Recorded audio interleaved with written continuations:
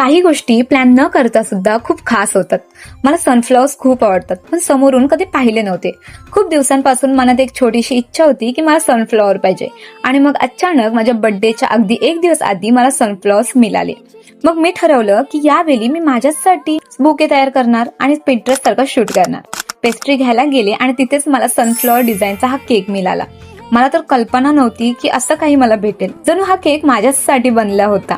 त्या क्षणी माझा आनंद खरंच वेगळ्याच लेवलवर गेला. हा फक्त बुके नव्हता, हा माझा सेल्फ लव्ह होता. मी कोणाची वाट पाहिली नाही, मी स्वतःसाठी स्वतः केलं. स्वतःसाठी काही करणं खूप महत्वाचं असतं, आणि यावेळी तर मी खूपच खुश होते, कारण मी झाली आहे 20 इयर्सची. बुके पाहून इतकी आनंदी झाले की किती फोटो आणि व्हिडिओ काढले, आणि ती खुशी माझ्या चेहऱ्यावर स्पष्ट दिसत होती. एवढा ग्लो आलता माझ्या चेहऱ्यावर.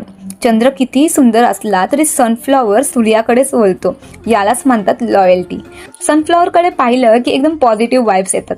2 सनफ्लॉवर घेतल्यानंतर दुसऱ्याच दिवशी मला सनफ्लॉवर थेरी समजली. तुम्हाला माहित आहे का सनफ्लॉवर थेरी? माहित असेल तर कमेंटमध्ये नक्की सांगा.